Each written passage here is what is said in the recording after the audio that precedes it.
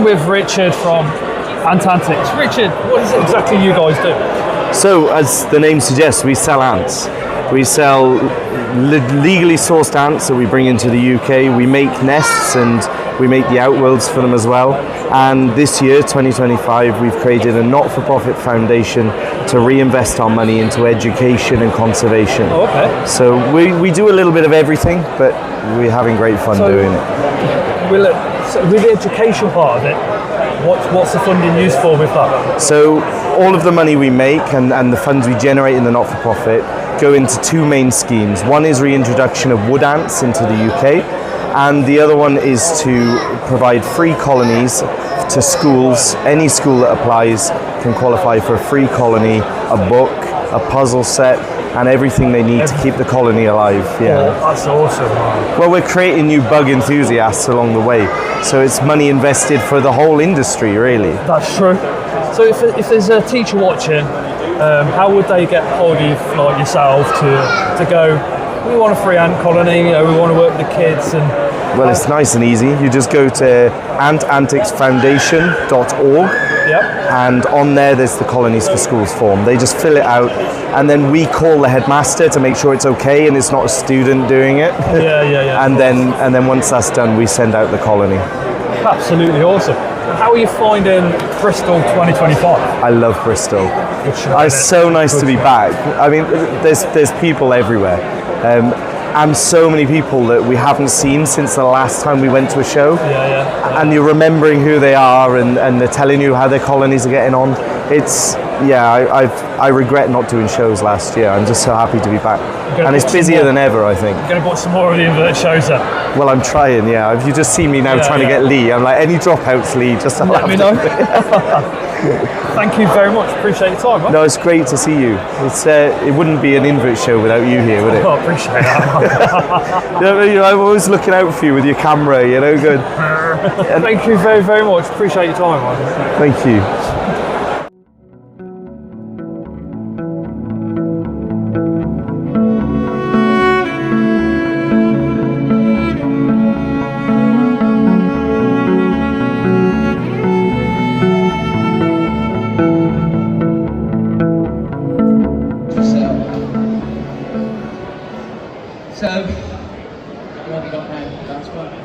So really a huge thank you for Lee and Nick and the team for asking to speak today to promote the British Tarantula Society. We do need your support, and without your support we can't publish our journal. So really every little helps. Keep the information flowing, keep the keeping of spiders protected, because there are those out there.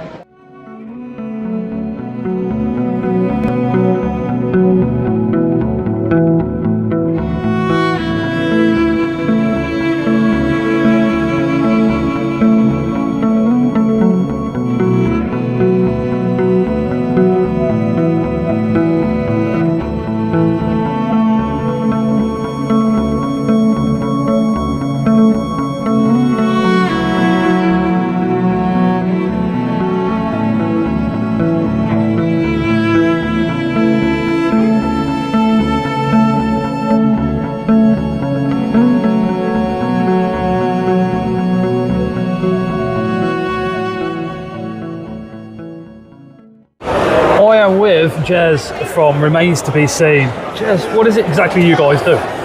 Well, that's a good question.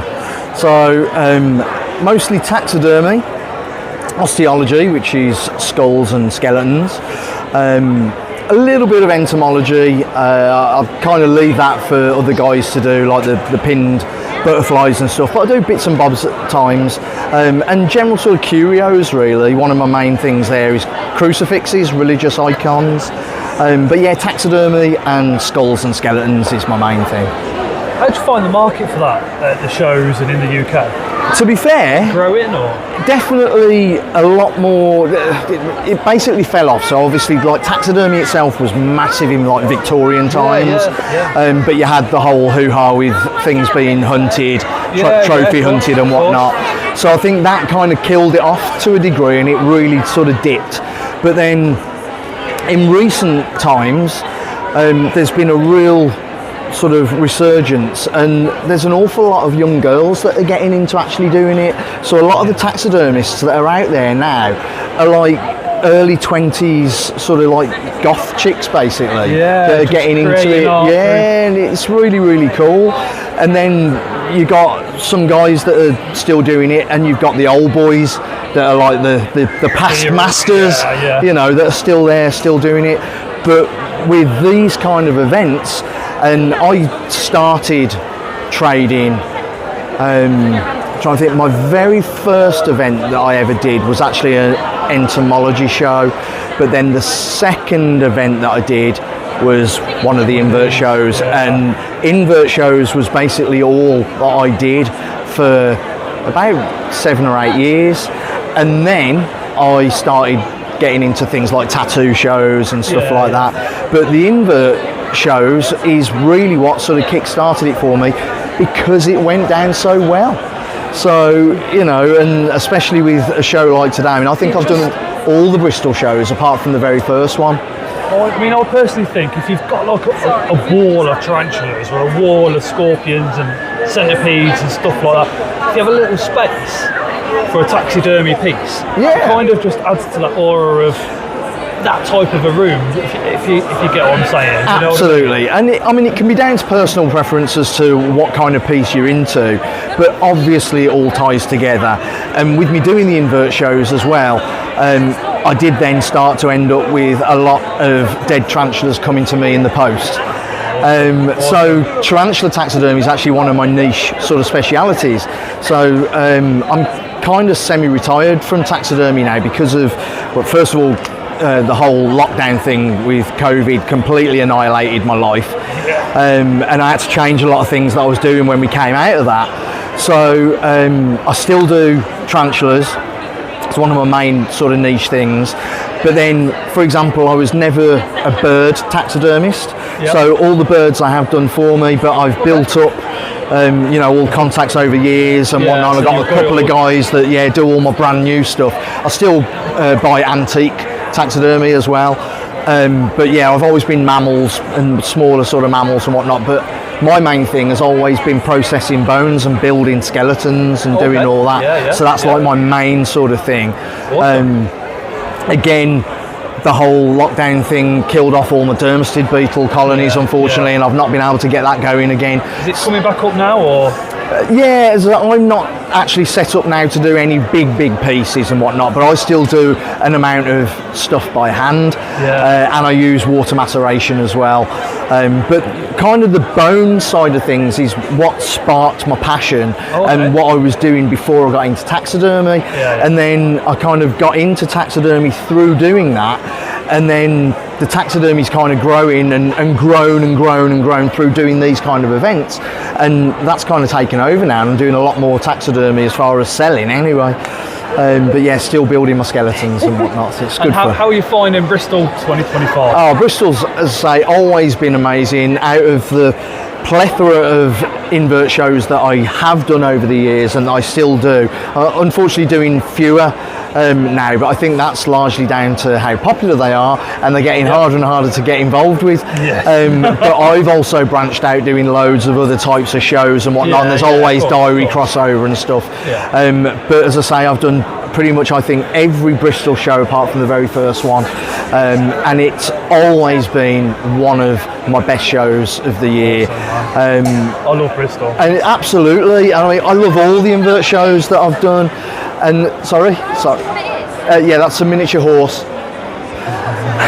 Sorry about that. That's too bad. And this year, I have to say that, you know, I always come to these events knowing that it's a tarantula show. People are coming and obviously pound notes in their pockets, they're queuing up, and they want things that live, not necessarily things that are dead. I've seen a lot more interest, especially within the community, towards taxidermy pieces, because I mean, you've got things here which you just can't keep it alive in the UK. Absolutely. You can't keep live in the home. Yeah. And they are very different. They are very eye-catching. And I like, again, I think if you've got that room full of inverts, something taxidermy, it's just all part of the scene now. Absolutely, absolutely. You know, massive crossover. You know, obviously the tarantula community is a community, and obviously like the taxidermy community is a community as well, but the crossover is huge, absolutely huge.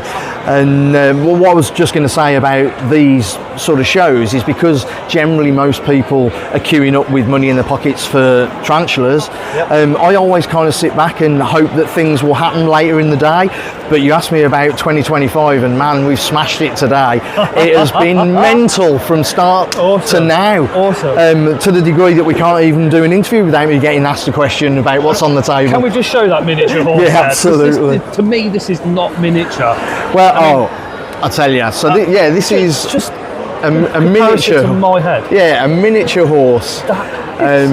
Huge. I've had some absolutely gargantuan horses. And, just before we finish, what is your favourite piece you've got for sale currently? Today? Wow, okay, so I'm going to... I know it's a difficult one. No, I'm going to just throw this out there, so I'll be 2 seconds. I'm going to just throw this out there and say this magpie that has been dyed, green, like that, this witch magpie, that is pretty sick, that's kind of different, that price is. On that one? That's 150. I think I've got on that. It might be a bit more actually, but yeah. Thank you very, very much. Appreciate it, man. No problem at all, mate. Always a pleasure. Cheers, Scott.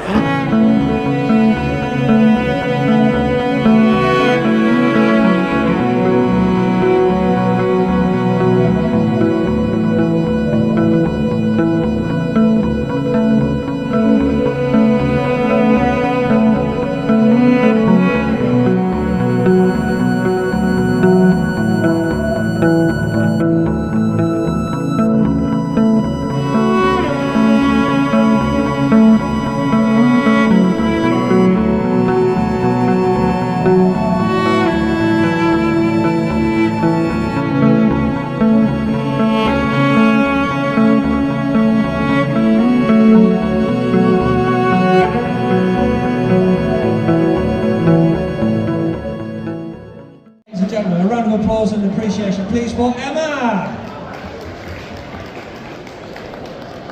Thank you very much. So today I'm going to do, sorry, I couldn't even hear myself. Today I'm going to do a little talk on ways that you can help conservation of lots of different stuff. I've got my degree in zoology and I've got my master's in evolutionary biology. I've done lots of conservation projects. One of the big ones is the conservation of the native tiger beetle, which has just been reared in captivity for the first time here in the UK. And we've just had our first adults emerge as well. So it's really exciting. They're really rare insects here in the UK, so we're going to breed them and release them into the wild in the next couple of years. It's a really exciting project that I was a lead on for a long time when I was a zookeeper.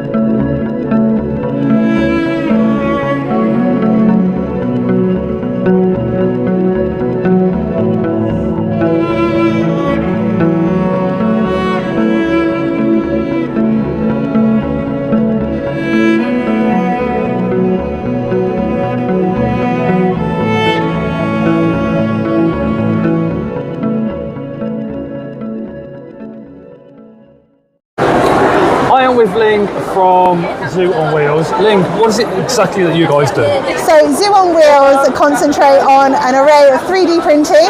We also make enclosures, we breed spiders, and we do some other inverts sometimes as a speciality, and we also offer some taxidermy. How are you finding Bristol this year? Bristol has been amazing. It's so warm in here actually. There's so many bodies. It's been probably one of the busiest shows of the year so far, and I absolutely love Bristol, so. Thank you very, very much. Thank you very much. I have a baby on my arm.